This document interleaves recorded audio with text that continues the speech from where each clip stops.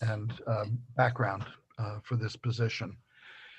I want to follow up on a question from Representative Reckitt, because I too was struck by the line in your questionnaire where you talked about creative sentencing.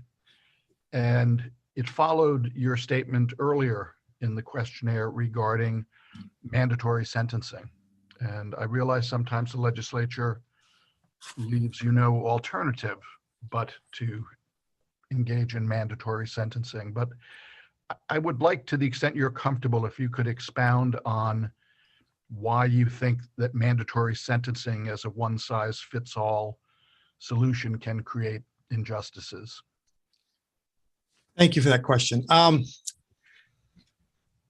This is a real Maine-centric answer, because I know that other places, when you have elected judges, it's the populace voting for them as opposed to somebody being vetted like this. So my feeling is that if somebody goes through a process like this and is vetted by people such as yourselves and is given the discretion to sit in a court and make these decisions, that you should trust that that decision is going to be made well.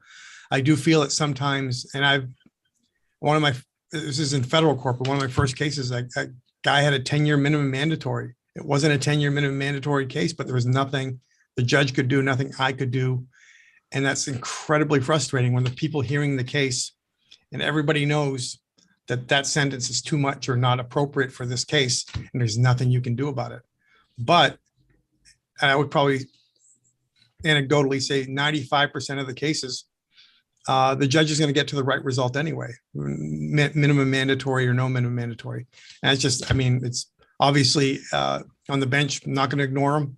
If I get there, I'm not going to ignore them. They are there. I will give full respect to the law and enforce it. But it is frustrating as a defense practitioner that sometimes those cases, it is a one size fits all. It doesn't fit that defendant or those circumstances. Thank you very much for that thoughtful response. I appreciate it. Thank you. Representative Thorne. Thank you, Madam Chair. Welcome, Mr. Harrigan, and Thank you. Congratulations on your nomination. Thank you.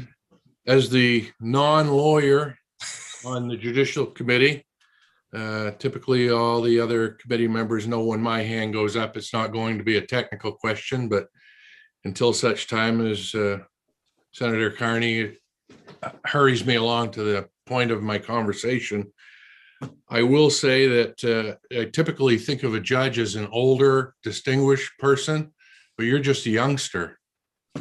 Having graduated from Presque Isle in '82, we could cross paths on the golf course or on the basketball court or the baseball diamond very easily. And the one aspect that I put into it is the judge of character.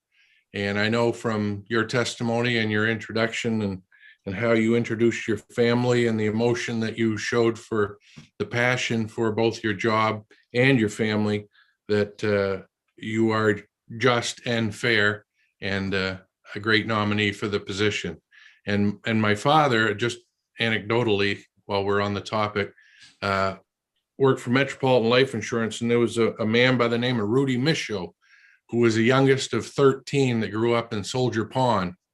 And my father said of Rudy Michaud, who progressed to the second in command of Metropolitan Life, he said, Rudy was the type of guy who'd step on your shoes and tell you to go to hell, and you would enjoy and look forward to the trip. And I think you are fair and just, and you'll make a great district court judge. Thank you very much. Thank you, Madam Chair. Representative Evangelos. Thank you, Madam Chair. I do have a question for you, Mr. Harrigan. First, I wanted to thank Representative Thorne for conferring my honorary legal degree. It's appreciated.